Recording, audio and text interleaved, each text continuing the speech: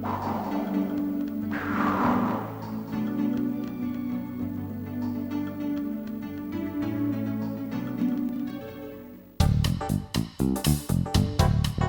Japan-exclusive 3D platforming game, Ninpen Manmaru, was recently English translated, and now tells a story of a penguin ninja who has to go and do challenges. That's about the extent of the story, so realistically we weren't missing much up until now. Being a full 3D mascot platforming game on the Sega Saturn is a big deal, as there isn't really much competition in that space beyond the likes of Croc.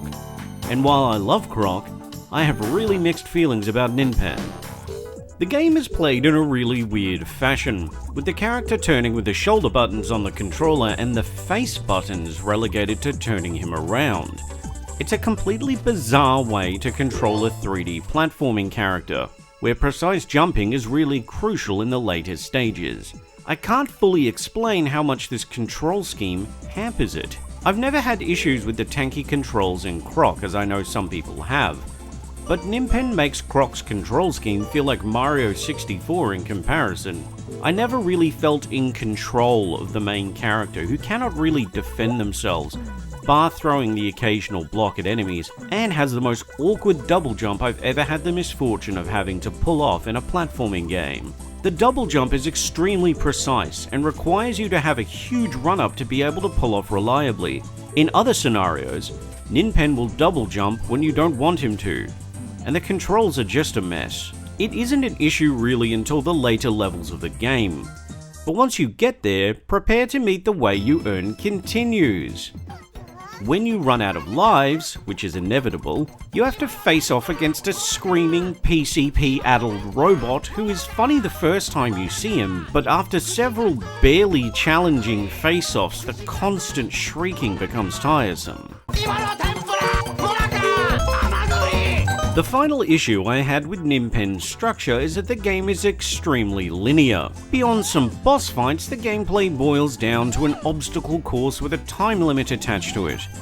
Players aren't really free to explore levels at their leisure, as there's often switches to hit in sequence, then you have to look around to see if something has appeared somewhere to climb up to where you couldn't before. The gameplay is more akin to a Mega Drive platformer, just in 3D and without any means to defend yourself. The shame with the controls being such an issue in Ninpen is that the graphics are absolutely phenomenal. Not only is the frame rate high while rendering really large areas, the textures are sharp and colourful, and the modelling of Ninpen and the world around him is just excellent. It really is quite a stellar looking game, and I'd hazard it's one of the best looking games I've ever seen running on the Saturn hardware that is putting so much on screen at any one time. The one downside in the presentation is that the cutscenes are drawn out Mega CD style slideshows where an image will load, then the voice, and once this is done playing there's a dreadful pause between the next part of the story loading. The concept behind Ninpen Manmaru was sound, and the engine is absolutely brilliant. However, while it's not too much of an issue for the first few levels, the bizarre control scheme, tiresome continue mechanism, and the linear structure really kill the fun in this game for me. The graphics are brilliant and the basic idea is fine, but the execution is seriously flawed. I say stick to Croc instead.